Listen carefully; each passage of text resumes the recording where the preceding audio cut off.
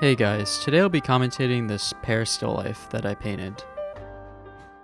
Some of the reasons that I chose this subject were that I really liked the shape of the pear, and I thought that the patterning on the plate would be fun to paint.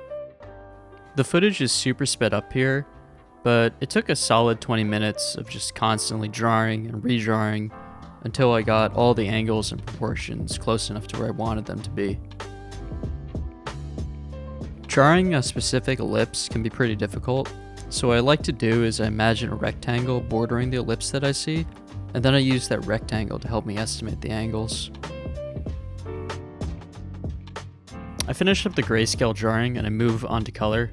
I start with the light side of the pear. I wonder if I could have gone a little bit darker here. My goal here is basically to turn the pear in space and make it appear 3D, and I'm going to get into a few tricks that I use to do it. The first is just obviously having a light and a shadow side. As soon as you have a light and a shadow side, your brain instantly thinks, oh, object in space. Another part of the solution is the cast shadow creating a nice contour line across the face of the pear. Now I'm just making sure the shadow area is dark enough, and you'll see me paint and repaint a little bit until I think it's accurate.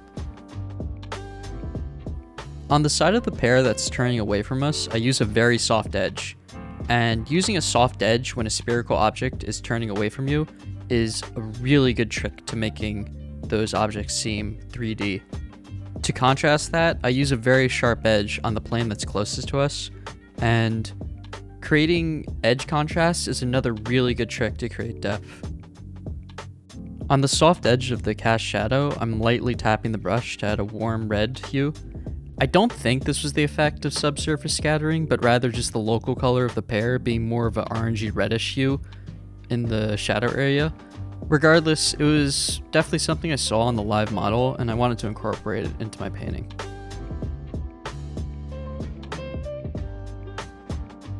I add in the highlight on the pear here.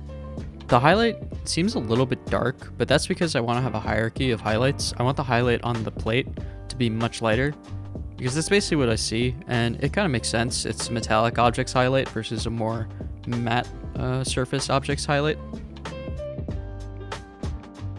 Now that the pear is finished, it's time to move on to the plate, and as I'm painting the plate in, I try to keep things dark again so I could just have those highlights pop later on.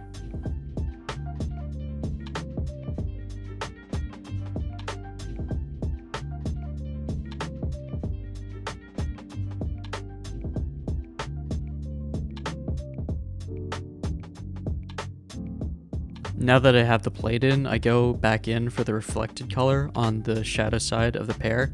This is the white of the plate being reflected up into the shadow of the pear. You always want to look for any sort of reflected light or color in your shadows. Those will add a lot of complexity and beauty to them.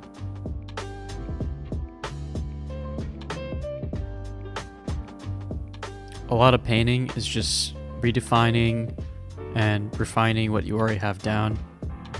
You keep pushing things to be closer and closer to what you see.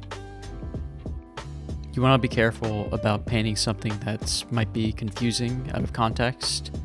So sometimes painting can require you to paint more conceptually rather than visually. You get told early on to really paint what you see rather than what you know, just to train your eye. But sometimes it's better to reverse that, and knowing when to bring that out is a really important tool in your toolbox.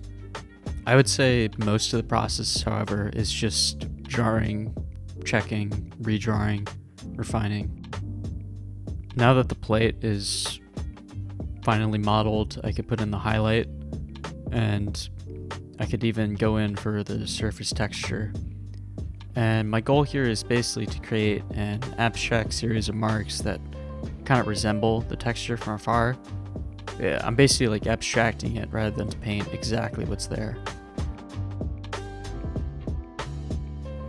A lot of painting in traditional mediums is kind of like controlling chaos. So I'm creating like random marks.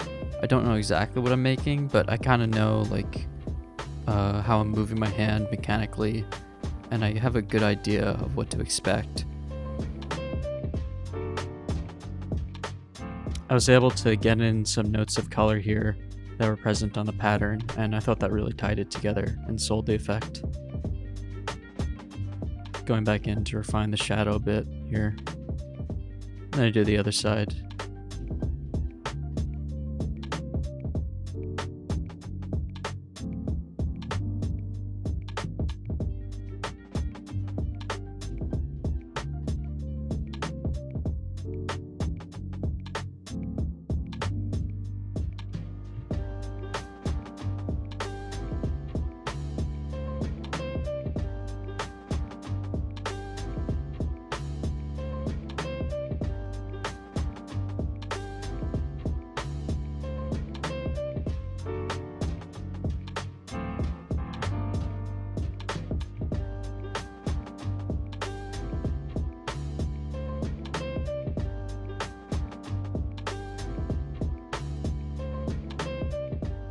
At the end of the day, a painting is just a description of the quality of light and color at a moment in time, and part of my job as the artist is to make sure that description is delivered in a refined and accurate way.